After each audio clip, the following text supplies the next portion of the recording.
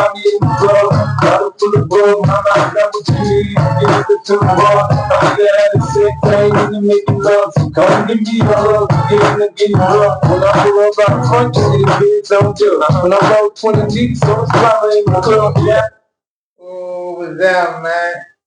Yeah, welcome back to the first episode, We Cut Up Podcast. You already know what it is. Doing the cut with Big Dime, the voice of the culture, the man who put the pressure on every platform out here. Today we got a whole legend in the building, man. a city OG. A storybook, you hear me? This man got all kind of stories. We got a man who survived the old New Orleans and still got all his teeth. Most of them.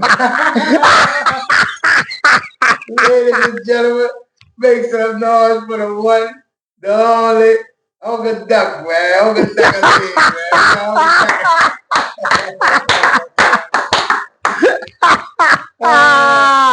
All right, Uncle Duck, man. Uncle Duck, first question. Tell the people who you are, man. Well, my name is Donald Simmons, and I'm original uptown, one of the realest uptown, finest that you ever knew. And my nephew got me doing this, but guess what, though? Everything is all good because it's all good in the hood when you're with each other. I bet. This is next question, bro. Where the name Uncle Duck come from? And don't lie, but Steve got 3 versions already. My mama named me Duck. Your mama named you Duck? Yeah, my mama gave me the name Duck because what Donald Duck was. A duck. All right then. So that's where I got my name from. So that's what my mama named me Duck. That was my nickname she gave me. So she named you Duck because you was a duck. No, I wasn't no duck. It was just that she gave me the nickname Donald Duck. Quack, quack. Nah. All right, man. That's what's up, man. On to the next question, bro. What's the funniest thing you ever saw at a second line when you think about it? The funniest thing I ever saw at the second line? Yeah, at a second line. When people don't know how to second line. And then sometimes funny things I see, I ain't gonna say it, but you know, right. Yeah, I'm gonna leave that one alone. I hear you second line, man. They say you second line. What organization you with? I'm with YMO, man. The Young Men Olympics. The Young Men Olympics. And guess what? I'm proud to be with them. Okay. Because we having fun and we enjoying it. Every time we come out, we ready to stomp. Young Men Olympics, man. I heard they got 5 divisions. We have 5 divisions. What division you in? I'm in the old. You with the old men? Yeah, I'm with the old men. I believe they call that the body. That's what we at. That's who I'm with, the body. You with the body?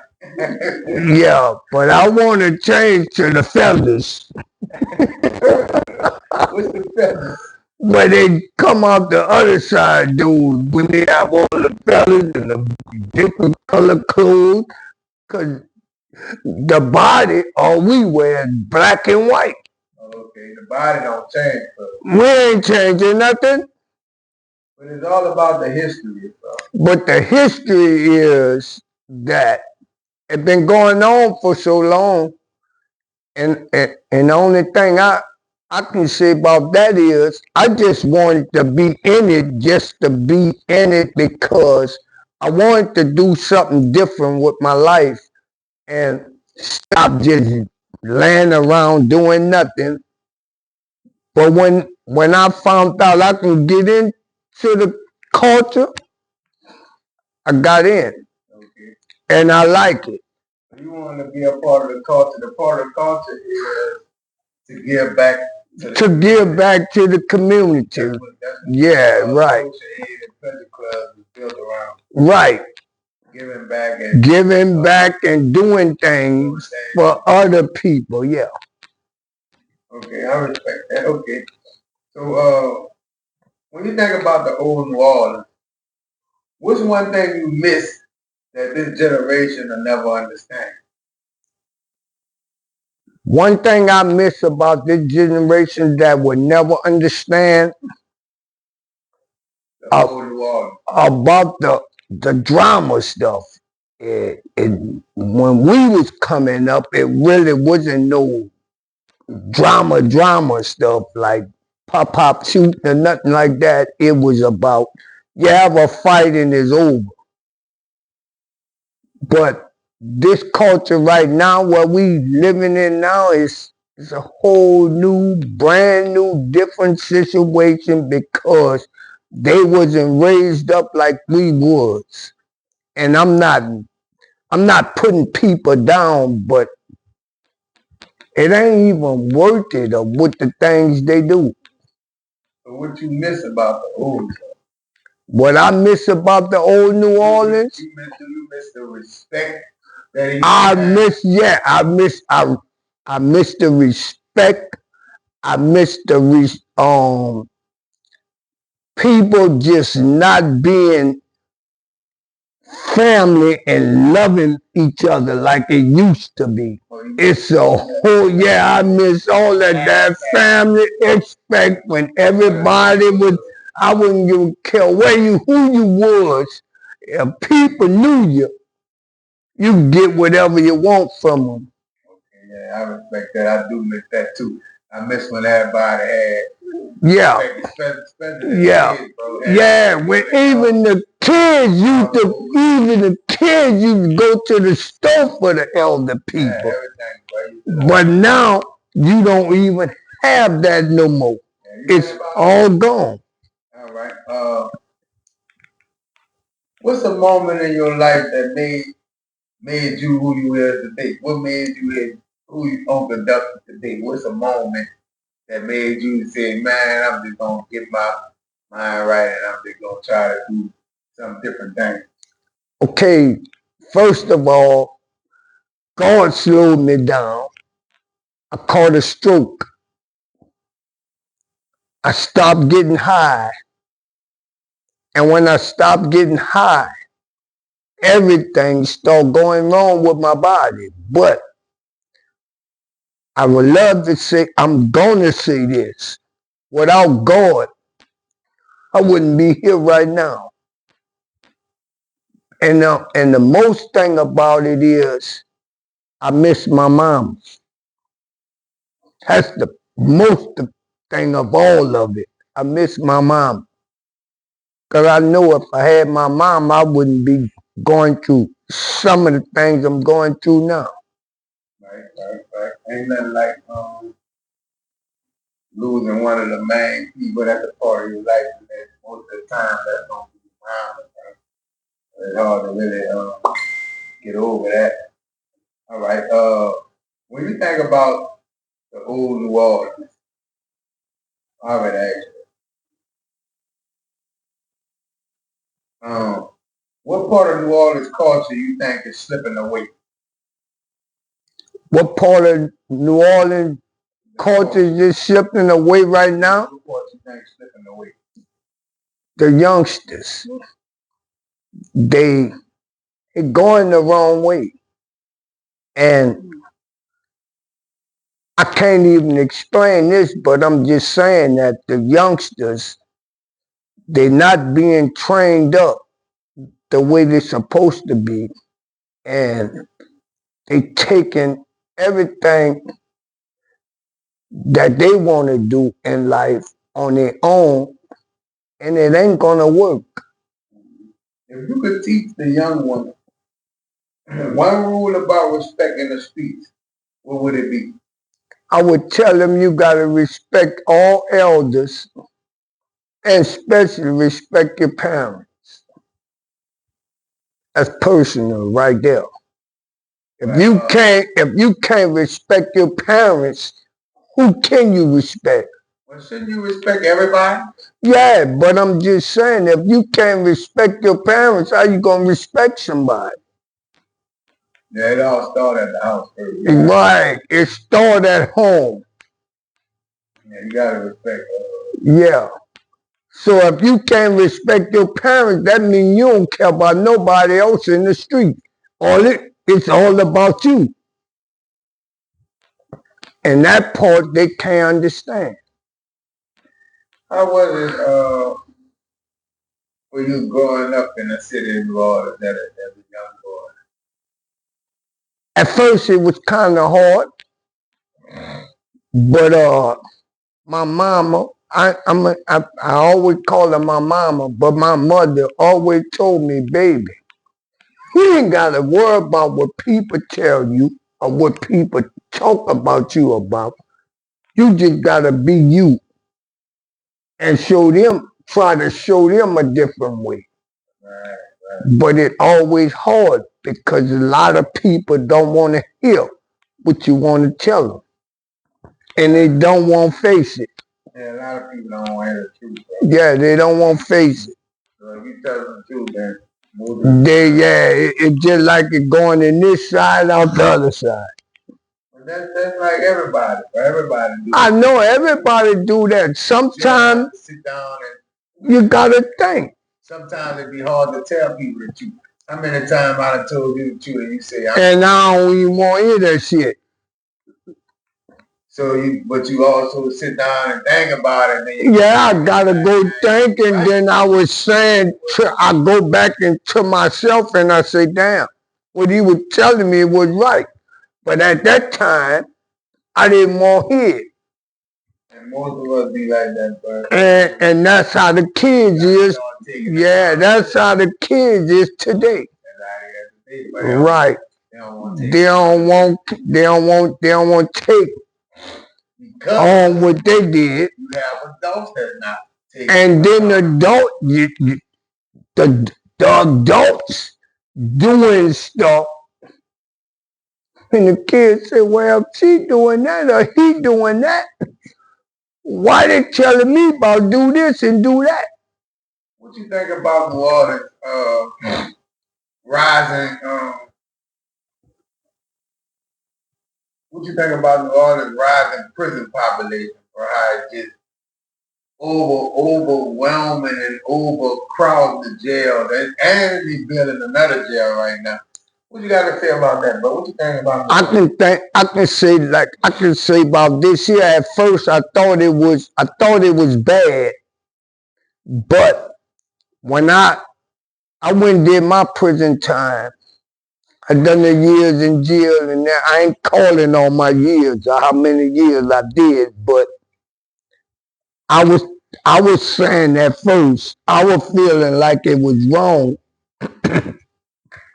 But as I grew and went through my prison time, I seen that the people are right. If you're doing wrong, you gotta take your consequences. You gotta take your lick. Cause if you don't take your lick, who gonna take it? A lot of dudes don't want to take their lick, but a lot of people just want to do the crime and don't want to serve. Yeah, but it's not gonna work. What you do, you gotta be accountable for it. It says that in the Bible. Read your Bible. Well, what you think about them building the jail right now, and they saying that the jail is actually a hospital for mental patients, but it's a jail. I thought when you build a hospital for mental patients, I thought you built a hospital for mental patients, not a jail for the mental patients. So if you're a mental patient, then that means you're going to jail. So can you tell me? Okay, so listen, on that point right there, when you're a mental patient, sometimes what they're doing right now, I think is right, because sometimes the mental people out here on earth, they need help. But they can't find it at home. But it's not jail that's gonna help them. But if that's what it takes, that's where they gotta go. Because if the family can't stop them from doing what they're doing. Where else they gonna get the help unless somebody kill them? You right about that. That's the next step. You either gonna go to jail or somebody gonna shoot you down in the streets. So I don't have a problem with them building another jail for that. I think they right about that. Slow them down and stop the killing. Now, jail was one of the things that slowed me down, but so I could understand that aspect of it. But if it wasn't for jail, ain't no telling where I'd be right now. And guess what? See what you just said? If I wouldn't have went to jail, I don't even know if I would have been still here. But I'm 62 now. Thank God. Know what I'm saying? Sometimes in life, like you put me on the aspect just right there just now. Young folks got to learn how to turn their back and walk away from stuff. You can't always entertain everything. Gotta let some things go, man. You don't let it go, you putting yourself in jeopardy too. So sometimes you gotta think, should I do this or should I do that? I think it'd be sometimes the youngsters be caught up, bro. You know how it be when you be young and you be falling behind somebody that you look up to, probably an older brother, older sibling, or uncle, and most everybody around you going wrong. It's hard to do right when you No, but listen. On that point, that's when you supposed to step up and be a man. This is what I don't want to do. I want to do something different. But I'm trying to be a follower. I'd rather be a leader than a follower. A follower always gonna be the one get the wrong end of the stick. Yeah, Believe that a follower gonna be the one that gonna get hurt. Follower gonna get done. Yeah, they gonna get the dirty part of the end. All right. So what you think about well, like you getting off into the entertainment world, bro, and what do you want people to remember about Uncle Doug?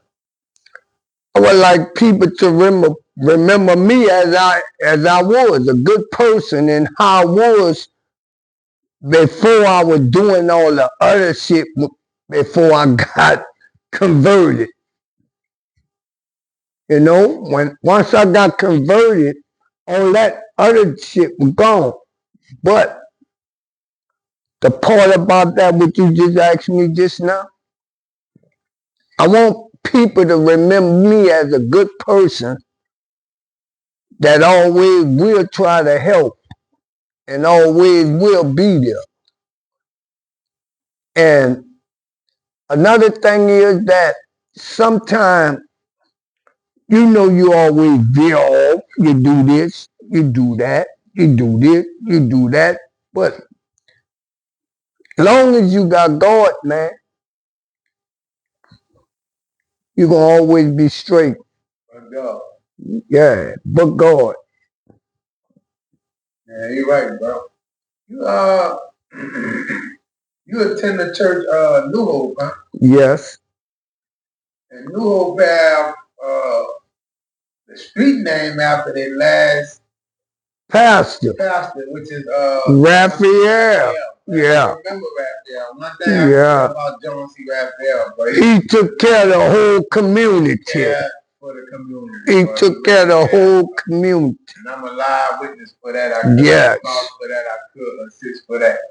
So tell me about the church New Hope, man, because it's a big thing to get a street named after you, bro. So tell me a little bit about that. New Hope Baptist Church is so wonderful, man.